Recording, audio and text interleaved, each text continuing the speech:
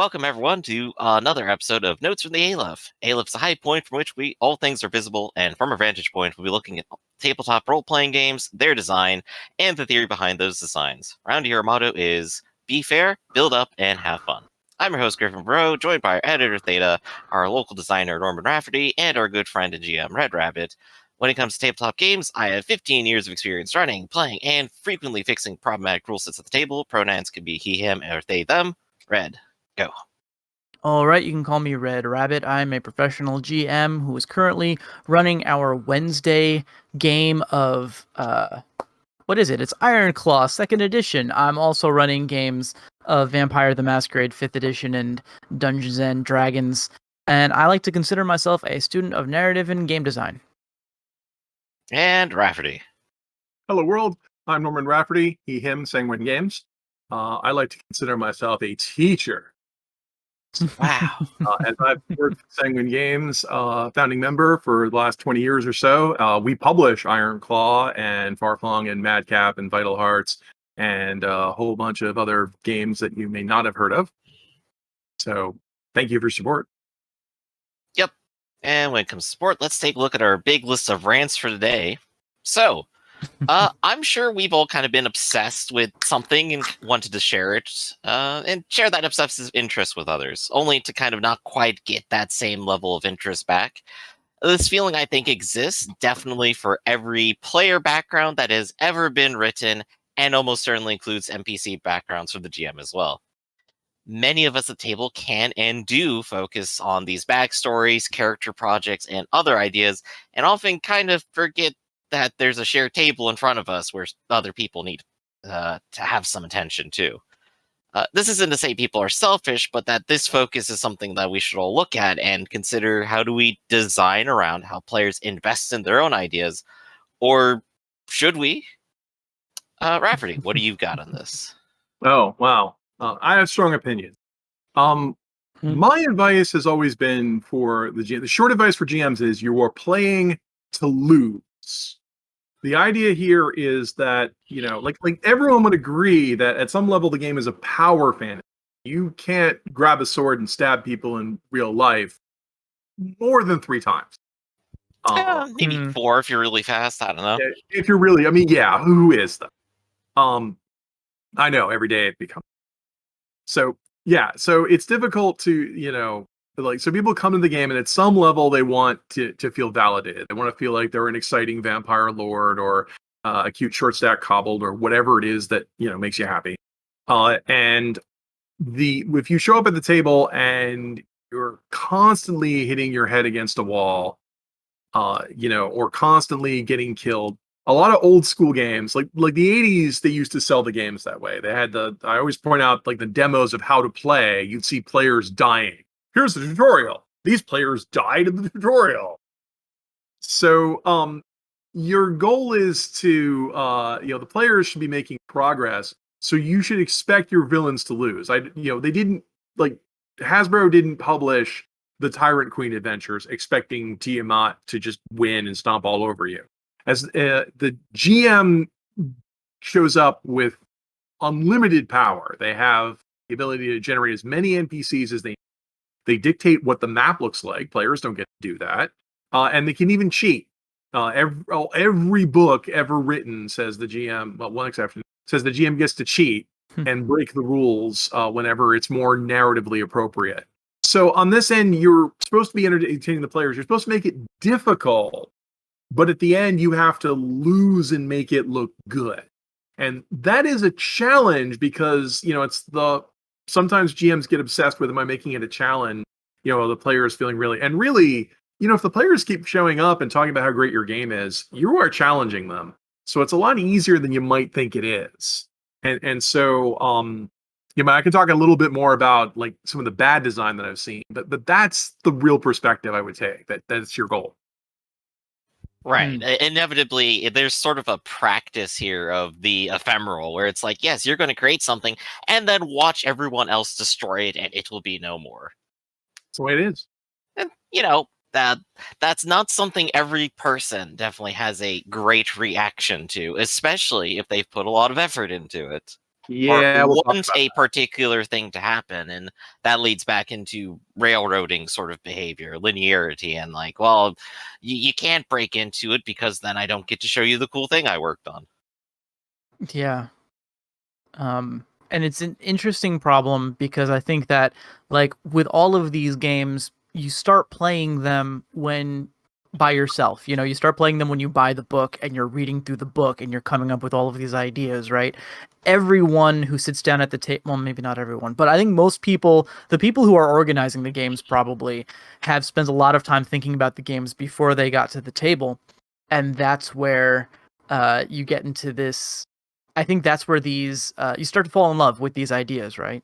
And so it's a very seductive thing. And I don't think it's just for game masters either. I think that players also, yeah, I don't want to, it might be controversial to say this. I don't want to say that it's a bad thing when a player has, like, you know, an extensive backstory for their character, but sometimes those can get in the way as well. Sometimes those you can front load a character with so much history and detail that they're kind of static. You know, they can't have an arc, they can't really change or adapt to a situation because you've already so thoroughly defined them in your mind.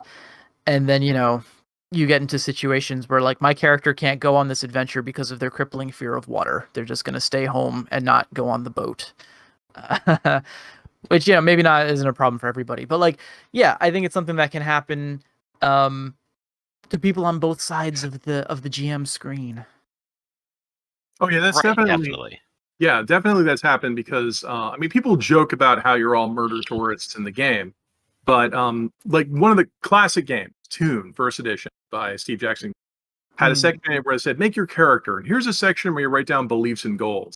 And they had like some advice I wish more games had, which they said, "Okay, make sure that when you write down your beliefs and goals, that you can go on adventures." Like, for example, if you're a policeman, write down get the bad guys. There, you can. That's a belief and goal. You can do that, but don't write stay here and guard the prisoners in the jail. That would not be a good goal because you wouldn't be allowed to leave the jail to go on adventures. And like Yeah. that seems like the most obvious advice in the world.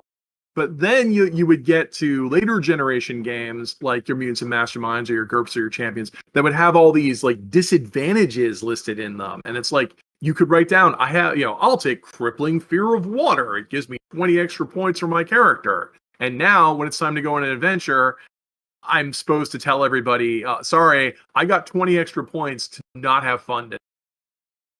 Yeah. Right. Yeah. At least that's some of why- those like have built in like, hey, this is supposed to be like a narrative tool. You encounter the thing that is your adversary and ad- adversity. I cannot say words. Adversary? You're supposed to overcome that adversity in Right. some Well, way and get a not, reward for doing so. I But could that's not think how of it goes. Yeah, I could pick apart some modern games to do that. That's a little bit of a tangent here.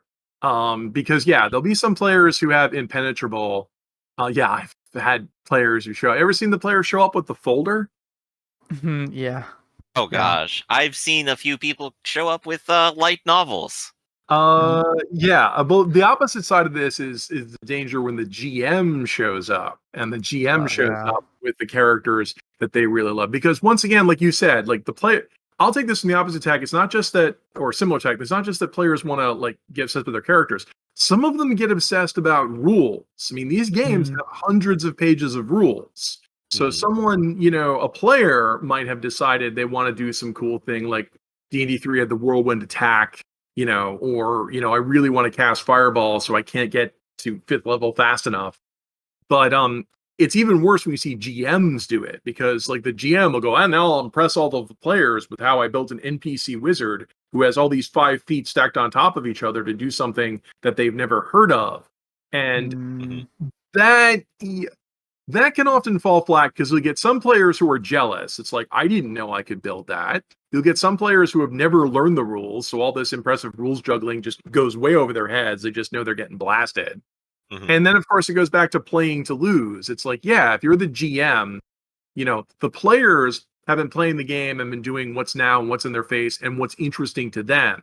If you went through the book, you know, like a spoonie and bought all the really cool stuff, and came here specifically designed to destroy everybody, well, of course you're going to do that. You had access to everything, and and if this NPC dies, you can just make another one that is even Exactly. more optimized than the last. And Well, that's and a you can trap. cheat also. I mean, once again, Yeah. like you're Right. not beholden to the exact same My rules the players are. Elminster has invulnerability to all of your spells. He came just for that. Yeah, I'm not even talking about that. Like, I'm talking about there might be GM. I mean, yeah, the GM could even cheat to make it, but also there is a problem where GMs run into that.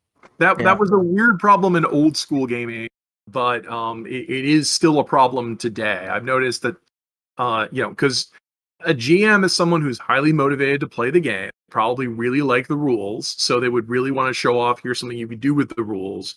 But if you if you just overwhelm the players with it, Yeah. we go back to playing to lose. It has to feel like a conflict. You're not I had infinite resources and I paid to win.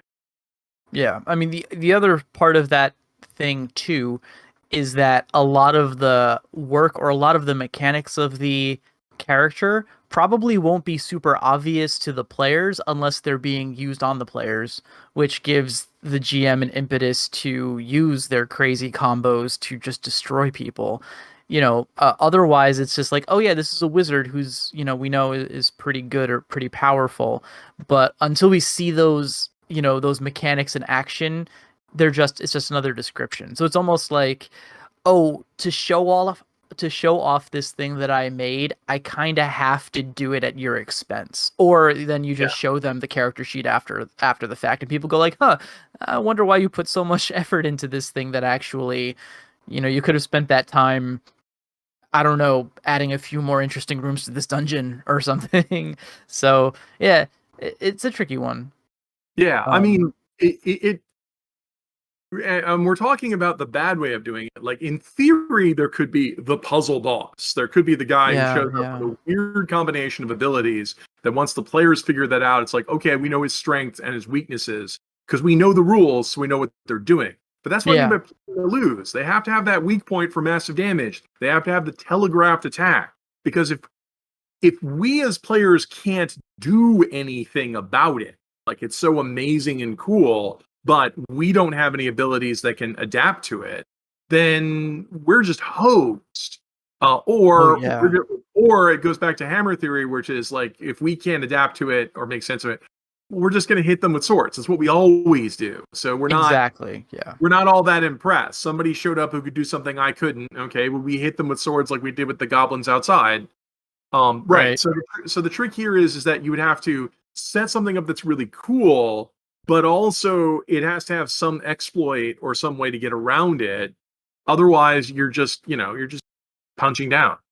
Yeah, and probably, I mean, because you're right, that is a really cool notion to think about, the puzzle, the puzzle boss.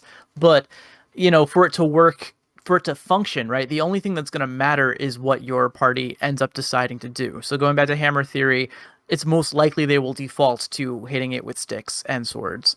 But also, like, in the case where you design this thing that is going to be unstoppable unless you can find the weakness, well, then your party's going to get stomped if they don't find that weakness. You've created that choke point in your adventure, and even though it seems cool, you realize, wow, I kind of have to let them solve this puzzle. I have to kind of give this one to them, because if I don't, they lose. There's no other way around it. So and that kind of goes back into the whole, guiding people through mysteries and failing forward right? Yeah. And I do think there's at least like a couple of things that definitely help kind of pull that off. And there's probably a couple ways you can do it. The puzzle boss has definitely been on my mind for a while, like how to design that, how to make something interesting, because you see it a lot in media. Like, a standout example would be any JoJo episode where they have a mysterious character where if they don't know what they do, they'll just get one hit and die. And so they spend most of the episode figuring out how it works and then overcome that. Yeah, and that works in something like JoJo because they have flexible interpretable powers. If you're playing a game like Dungeons and Dragons, they have beat all interpretation out of it.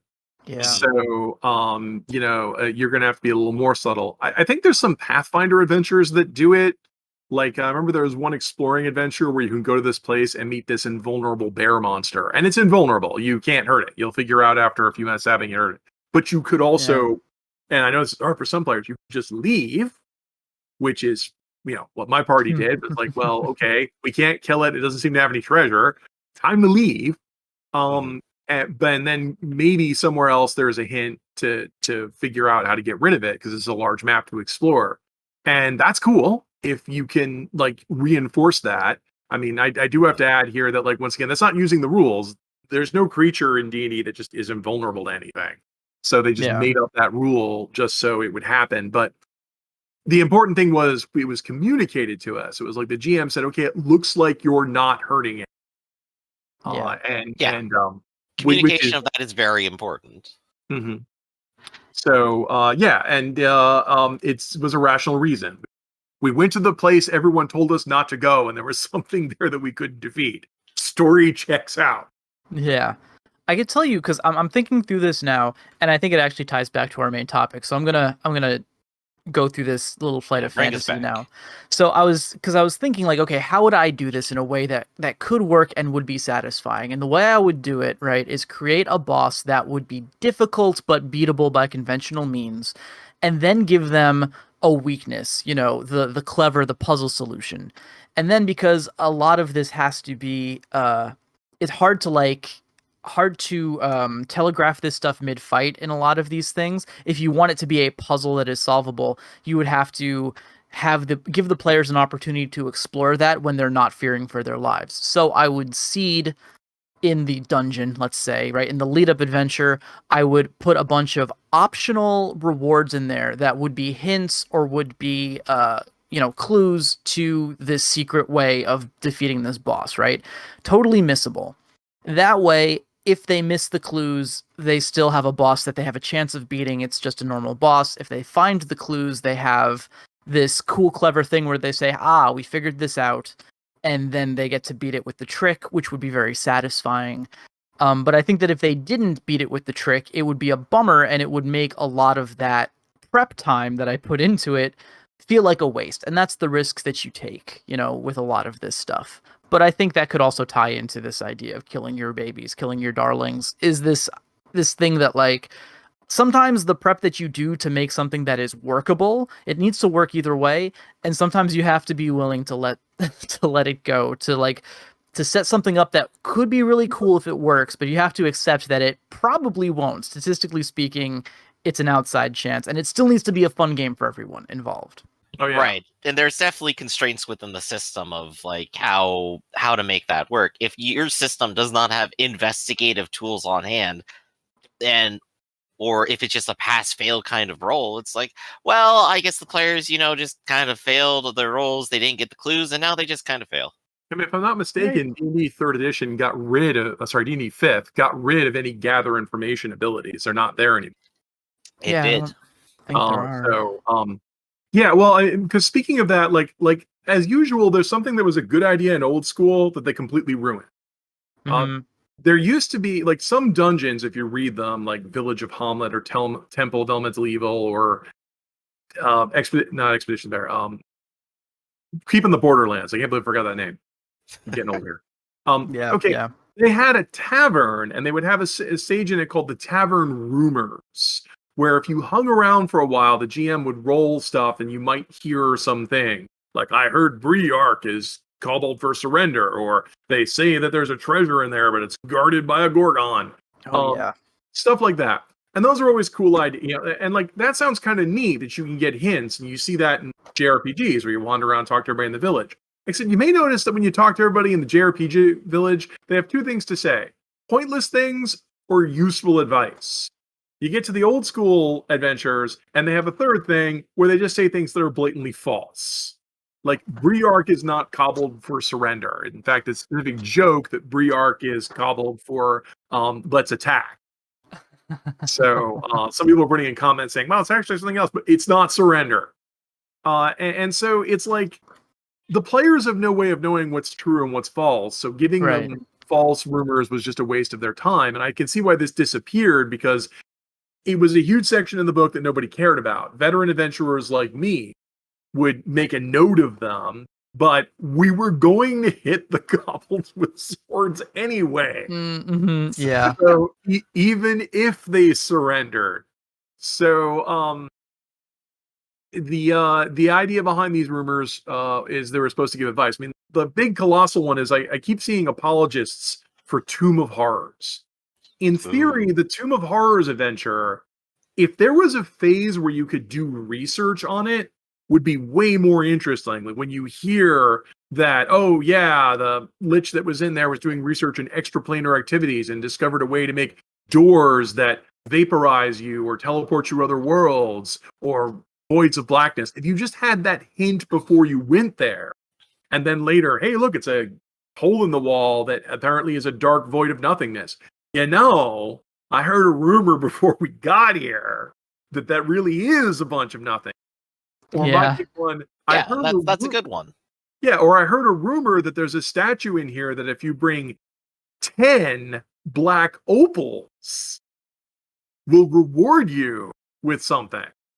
Because that's one of the things in Tomb of Horrors. The statue that it has to crush 9, but you have to have brought 10 black opals, and it will give you a gem of seeing as a reward. There's no way to know any. How would you know? Like Yeah, why is this- exactly. Yeah. There's nothing to forewarn them, like, this is how the universe works, or this is how this particular dungeon or adventure works. You just guess. right now in You just theory, happen to have 10 opals on you for some reason.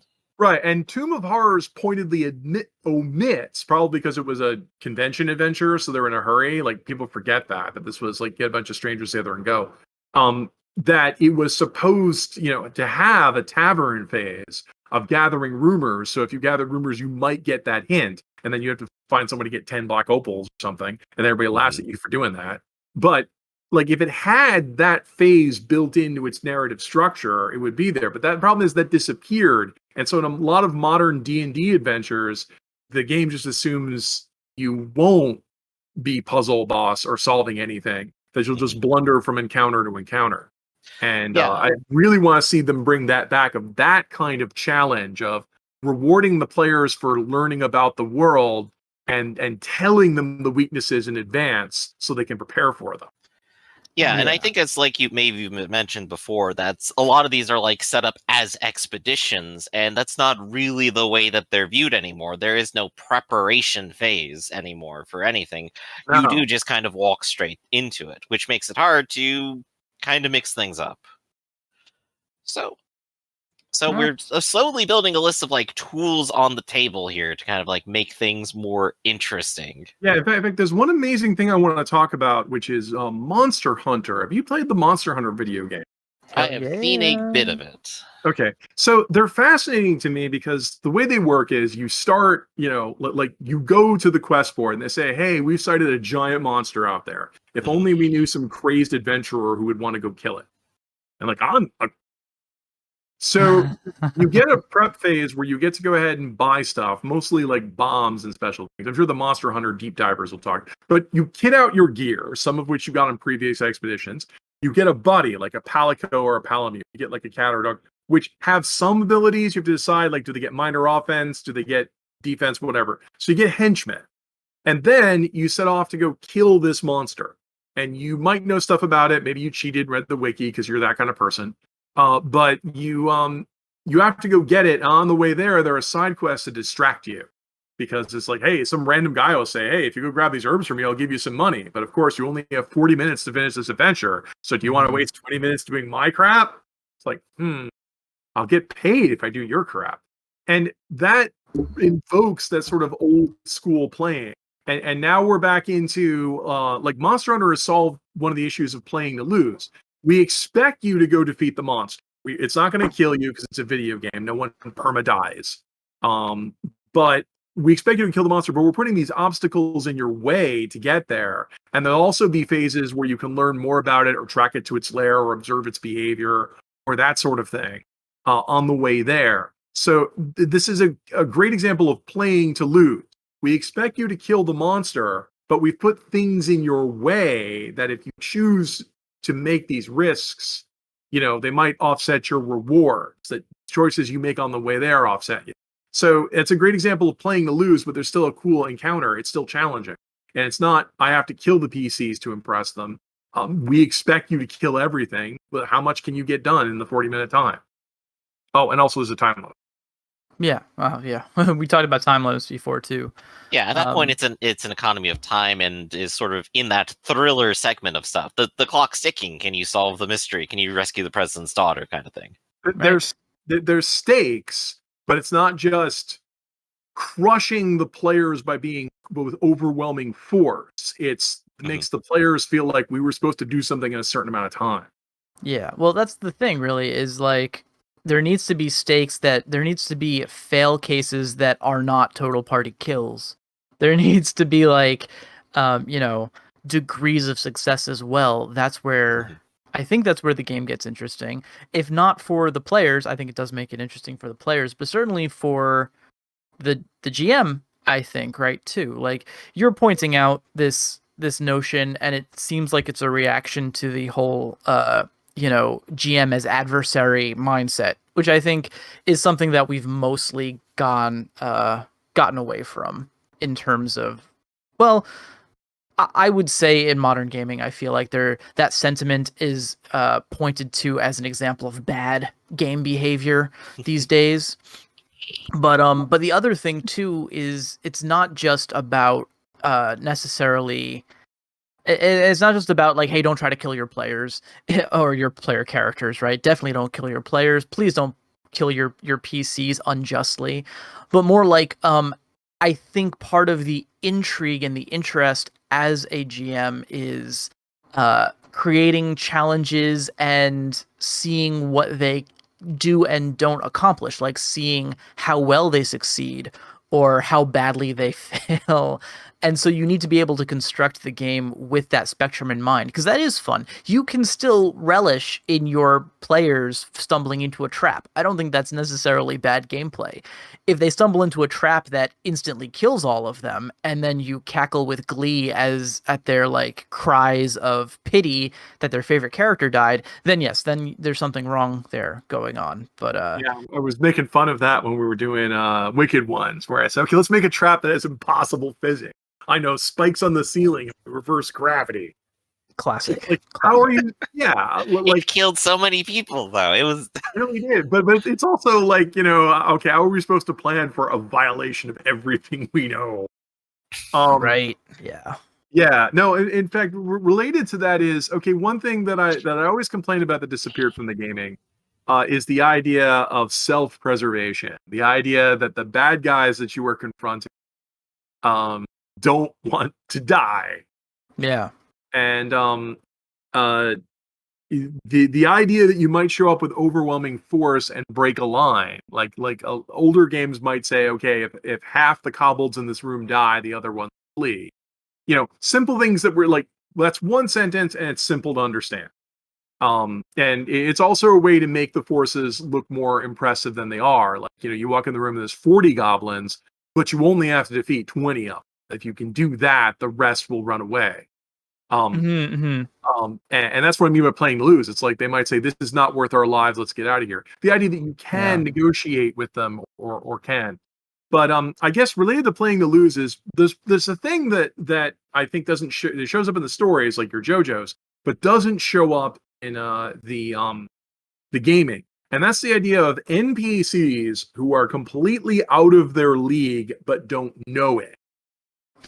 Because like often GMs will get obsessed with the idea that, well, this encounter has to be a challenge. Like, I can see it's written here, there's only 4 kobolds in this room, with swords, but that doesn't sound challenging. I'll change it to 8 with slings. There, now it's challenging. Okay, you can do that, but basically it's like, screw you, players.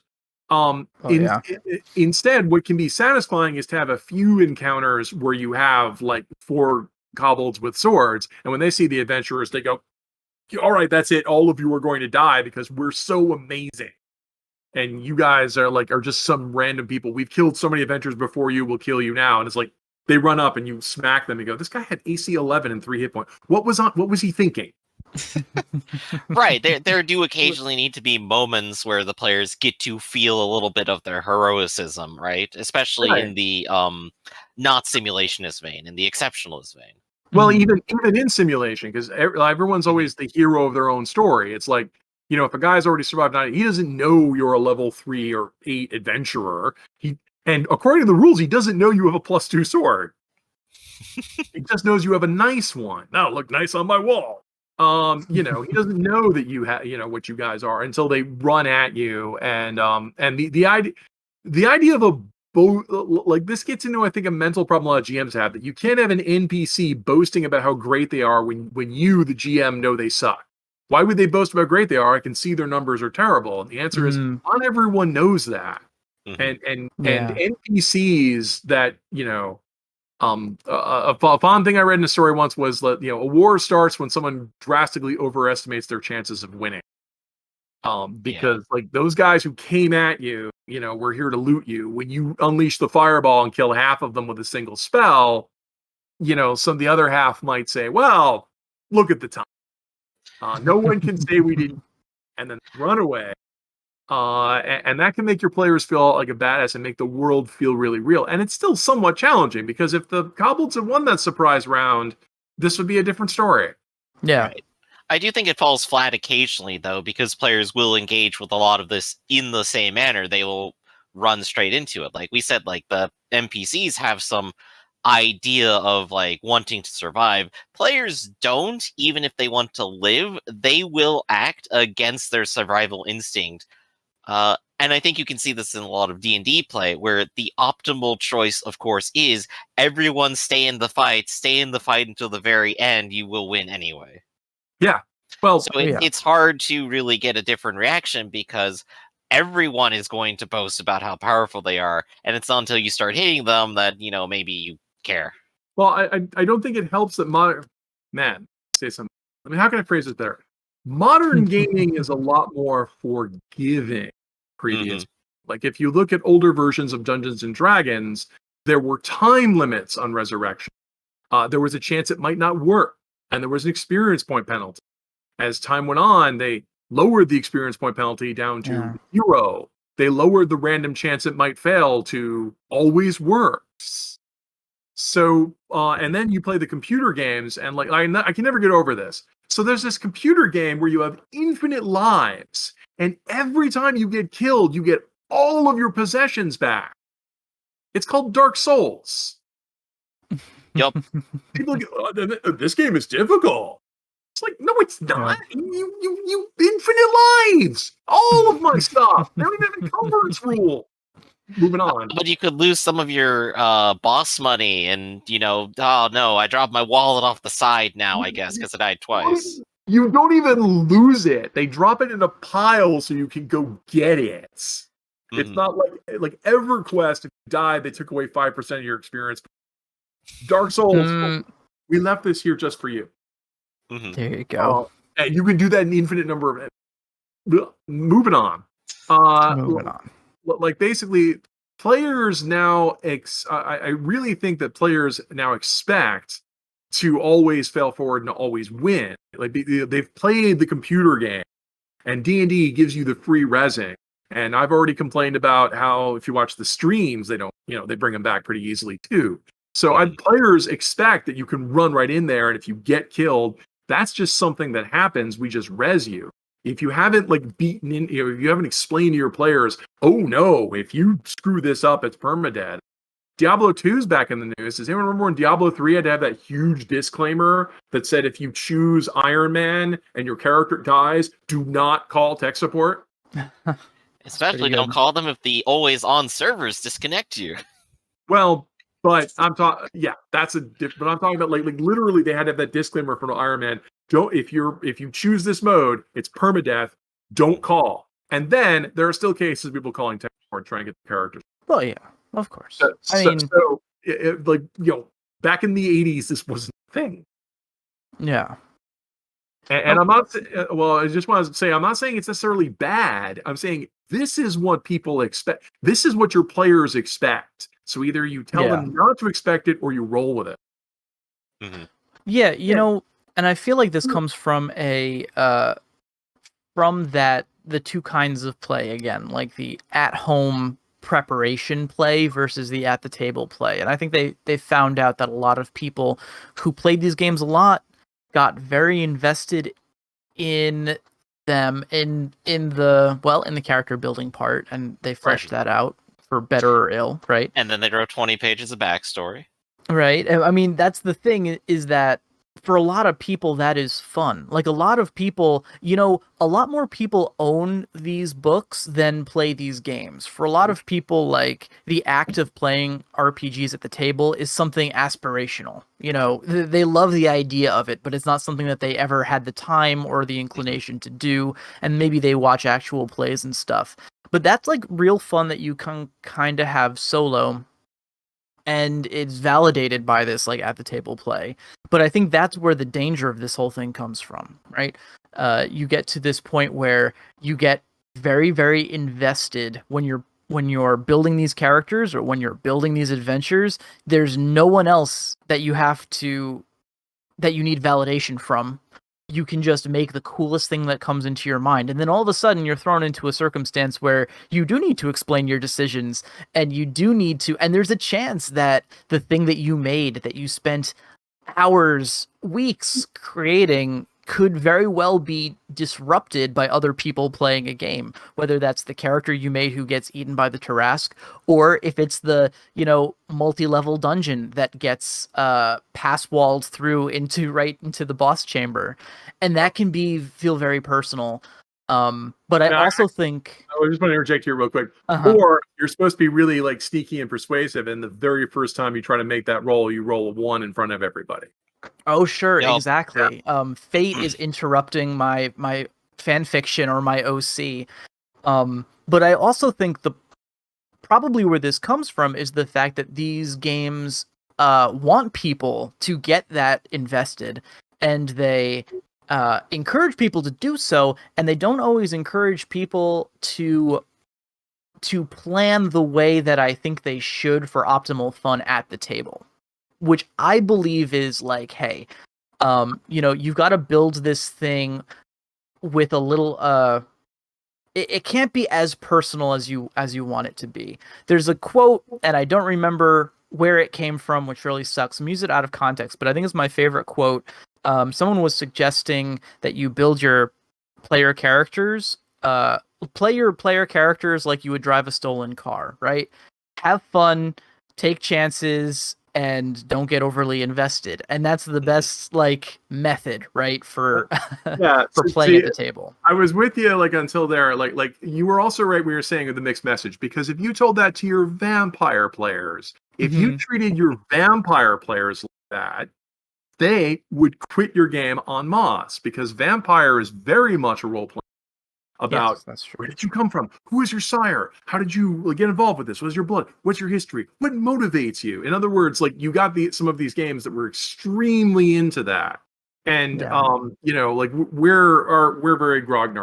We're very biased towards crunchy combat and stuff. But I don't want to discount that there are some games that are completely nothing about that. So if your vampire player showed up and you killed them the very first adventure, Vampire especially is a game that I don't enjoy, because I think Vampire is very much a game where you're supposed to get used to the GM introducing characters who are lower generation than you, have more investment than you, and order you around. And a lot of those games, a lot of those seem to be meeting people who are more powerful than me, who boss me around to go do something, and then maybe later I get in a fight, which is also why I didn't play Vampire, because their combat system is great. So it's right. I'm not meeting enough of what I already described. Yeah, I'm not meeting enough of the JoJo characters, the idiot in the bar who starts a fight with me. It's like, the kid doesn't know I'm scary or whatever. That kind of thing of where I lord my vampire powers, or I lord my stolen car over people, that I don't want to get caught with the stolen car. It's okay to drive it around and win races and that kind of stuff, but you don't want to get caught. And right. Well, all this just comes back around to players do not want to lose. These are their darlings, of course, but losing can be fun.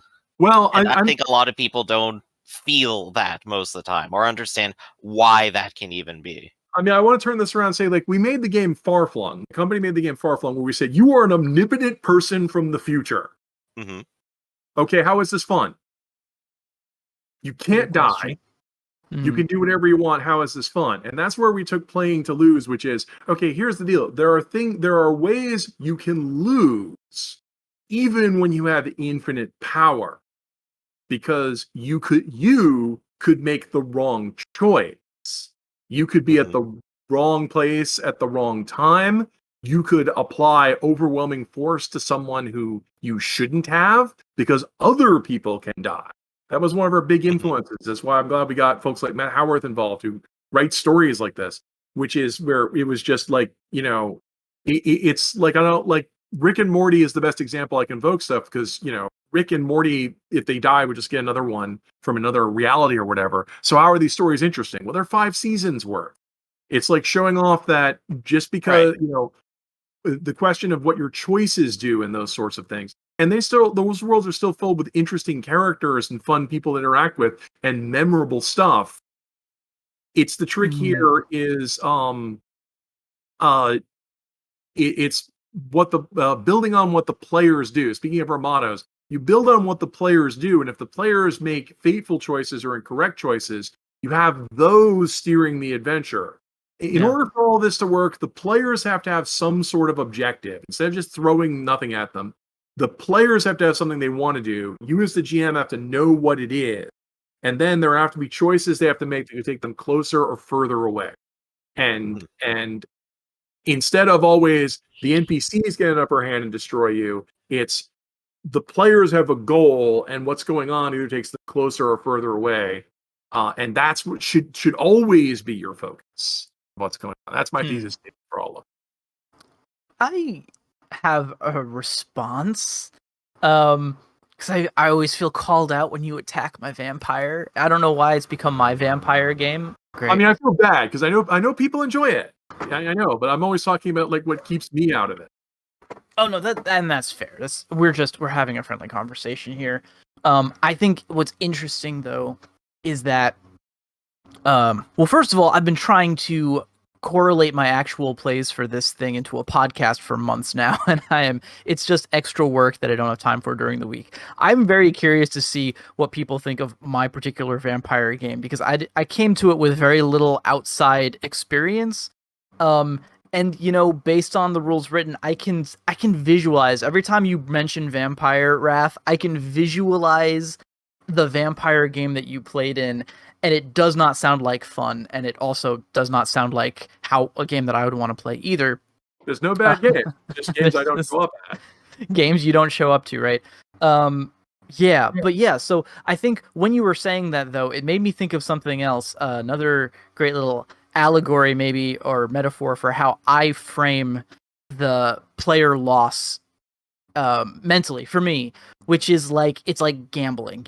You've created this thing, this character, that's your money that you come with, and dying is busting out, and we can all agree that that's not fun, if for no other reason than it stops you from continuing to play the game, and that really is the worst. But you do go gambling expecting that you're probably going to lose, that your pile is going to change, and you hope that it's going to change for the better, that you'll leave with more money than you came with, but you don't really know, and therein lies that excitement, which I guess goes back to what you were saying. I want to flip that around because I think you have a good metaphor, but you actually you're going with the theory of I started with something and I don't want to lose it. And I'm saying that what we need to do is, no, gambling is about, I want to get something huge. Yeah. That's why people keep gambling even when their pot is done. See, a lot of, I'm arguing that the issue here is that, players are taught, this is your little pile of hit points, and if they go away, your character gets killed. And I'm saying if you really want to engage players and give them the feeling of loss, without the risk of destroying all of their money, without the risk of destroying them, you have to get the players to hope for a giant jackpot and make them believe that big gamble will pay off. And then the way players can lose is they don't get the jackpot. Instead of ruining their lives and ruining their character, instead, they lost out on the prize. And that, I think, is what we should be focusing on almost all of our role-playing games, because it's easier and it's better for a long-term campaign. You can only kill the players once. You can only destroy them once. So, that's actually really great. Because that is not how I was thinking about it, but you're right. That's probably a really good positive way to think about it, and could fit in with hey, if you're not investing overly much, if you're coming to this game with a small pot, then you have a chance to grow your money. You have a chance to leave with more than you came with, and that's great. I will Yeah, say that the way I was thinking about it was definitely more along the evil GM lines of there are so many things worse than death.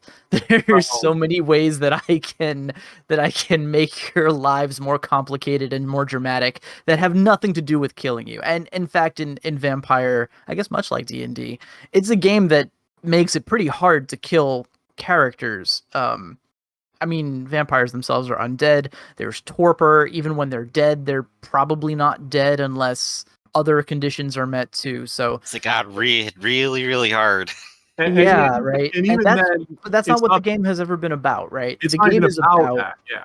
yeah, the game is about the horrible things that happen to you along the way. Or about the horrible things that are happening to other people that we might want to stop it. Like we don't want other clans moving in on our turf. We don't want Sure. monsters eating people. That's blood that I'm not getting. Or the horrible things you do to get the things that you want. Or in theory, yes, the masquerade itself of I can't get caught stealing blood, which I think should be a thing but isn't. So I will say that as a criticism, as much as they point that out as a major factor in everyone's decision making, they don't really go into great detail about like the mechanical consequences for it, which is something that I've been thinking about they more do and the more. opposite. I've already complained. There's a section in the book that says never stop a player from feeding on blood. Let them pick their best stat and their best skill, roll it, number of success, how many blood points they get. GMs do not interfere. And At most, they say you can use this as an impetus to get in trouble with the higher up vampires, but even like in the real world in this system, there should be consequences. and it's just For, maybe a GTA heat index of like this is how much sure. masquerade. That's they actually have what I did for a bit, actually. I ran Yeah. a GTA star system for both the number of crimes they were doing, which meant the police cared, and masquerade stuff that happened, which might slowly draw attention to them. And Right. that at But least what got people happens? thinking and fearful of what would happen, even if they never really got the consequences that far. It- They it- didn't it get is- above 2 stars in crime. yeah, Well, and there you go. So that works. right. I mean, it is this weird paradox of we will formalize how much hit points you have, we'll formalize your death, we'll even formalize how attractive you are. Are you very attractive or just regular attractive? 2 merit or 4 merit points? We'll formalize all of that, but when it comes to social situations or that kind of stuff, most of these games fall flat. And that's why I think I mean like to compare old school and new school stuff, the King's Quest 2 game, you're supposed to kill the wizard before a timer runs. But the first few times you play the game, you might not even know there's a timer because nothing in the game tells you, okay, after the wizard leaves the house, you have 200 turns.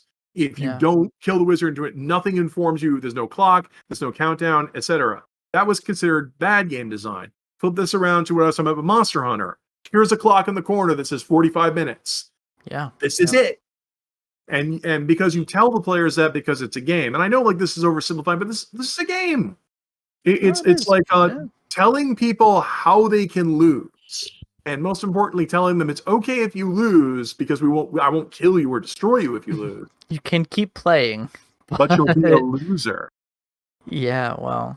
And it's your shame that drives you. And I really think we should be pushing, but in order to push for that, we have to have players who care about something. Because that's a whole other the murder. I did want to say that like one of the reasons why people rag on rules lawyer, but power gamers like me, because they always think like, oh, you don't really care about the story, you just care about the mechanics, numbers, and that kind of stuff. You're obviously not a real role player. And I always want to, that's a huge mixed message to a group of players because you're saying like, well, if your rolls are bad or your build is bad, I'll kill you. But don't care about that. But only a grognard cares about sorts. Whereas like it's possible to care about both, and that's always the thing that bugs me. I want to, and there's even a nice dinner table story about me out there where it's like I win the vampire encounters by spending all my willpower points at the exact right moment because I was saving them. I was like, this should be a triumph, so the GM shouldn't be crapping all over it. But they might. We talked about that in previous stuff. Right, my gosh, you got to coach people to use those points. Right, or it's like JoJo's Bizarre Adventure. Like when you watch that, it's about rules lawyers. That's how they defeat King Griffin. It's a rules lawyering. So Yeah, it's that sort of thing with stakes and people winning, but also like we say, killing your darlings. It's like, we got away with it. You're supposed to be setting the players up to care about something, and then so they can have victory over it. And if you can get both of those, and you've got players. If you're just here to just murder them, well, you have infinite resources to do that, and I'm glad they put challenge ratings. It's interesting that that's how you come at it from, because I always thought this was more of an issue of railroading.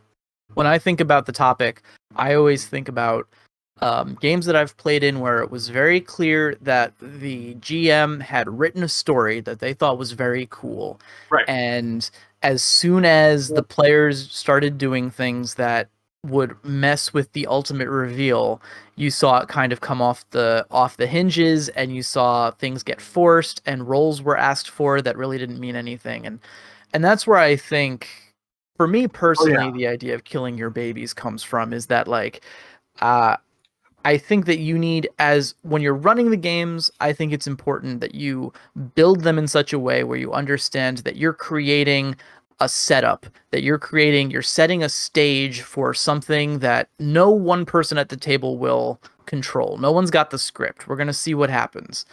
And you can still create a game that's full of things that are interesting and fun for you, the guy who's writing it, who's putting in all of this time and work.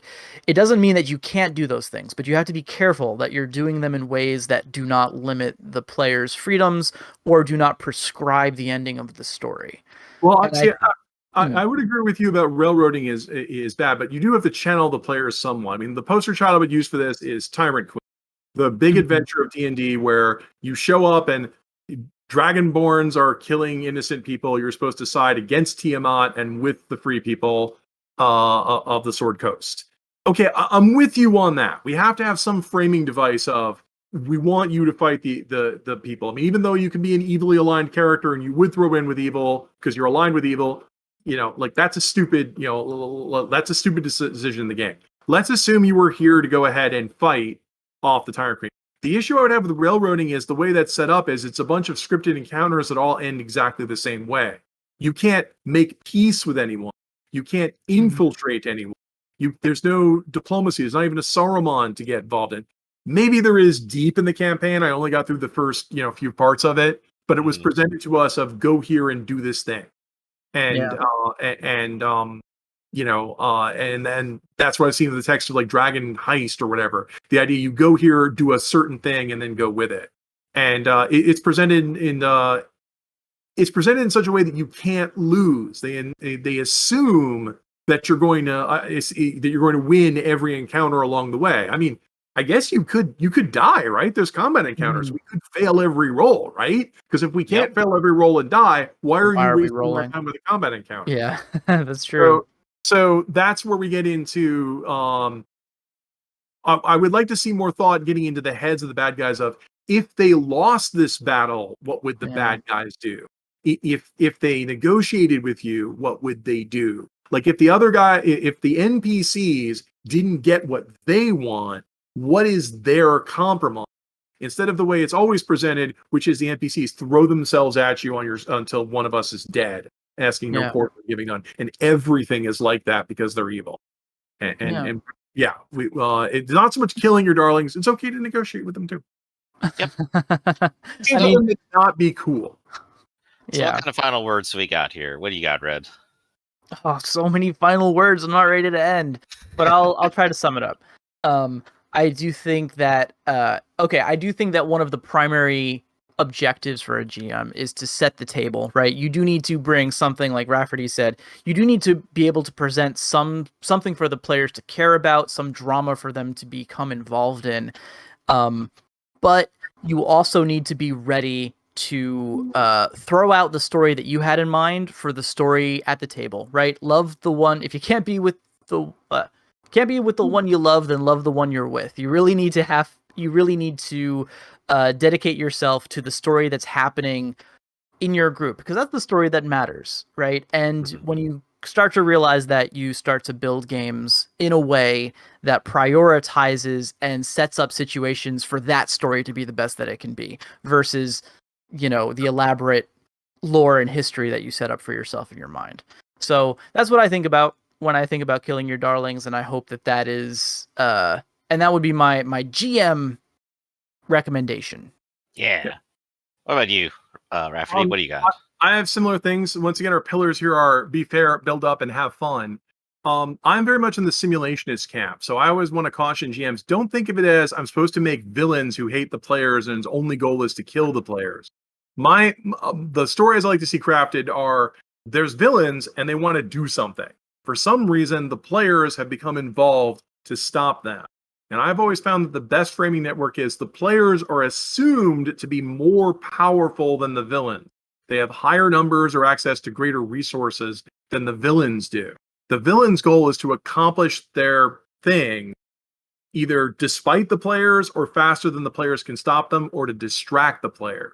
And that's what I mean by killing, like you don't necessarily want the villains just throw themselves at the players and the players just, wipe them out. You can only kill the players once. You should be thinking in terms of like real world villains would go, those meddling player characters, and try to get around them or distract them or end run them. And if the players can figure out they're being distracted or the players can do their own plans, you can deal with unusual things, like when the players try to trick NPCs or bribe them or convert them to their side or anything, because you're thinking in terms of underpowered villains. You're thinking in terms of Lex Luthor trying to defeat Superman. And it could be a little more challenging, but once again, if Lex Luthor loses, nobody minds. It's like, the players were the heroes they were supposed to. But that way you can make the if you're thinking in terms of underpowered villains who, let's face it, outnumber the players, have infinite resources because you're the GM, but are still have lower numbers. If you can be playing to lose like that, instead of trying to impress the players with, making something more powerful than Superman, Doomsday doesn't impress anyone. Lex Luthor does. That's Right. a very good point, actually. Yeah. Yep. And I guess the thing I would end off is that anything you build as a GM is made out of sand and meant to crumble in one way or another. It may as well be fun to watch. I like that too. Yeah. There you go. So, that's going to be all for today for Notes for the Aleph then. We stream bi-weekly Friday at 2 p.m. Eastern. You can join us live on twitch.tv/Ractus. We also stream and record weekly tabletop games at the same channel. And you can come join us when we start at 10 a.m., 2 p.m., and 6 p.m. Eastern Standard Time on Sundays and Wednesdays. Norman Rafferty here is a partner and writer for Sanguine Games. And check out sanguinegames.com and join us on the Reddit and Twitter. And look forward to the upcoming Book of Corals Ironclaw expansion book, where you can have your own pirate adventures. Don't forget to check out RedRabbit and book him for a game over on startplaying.games as RedRabbit now. Be sure to like, comment, subscribe, and we'll see you all again.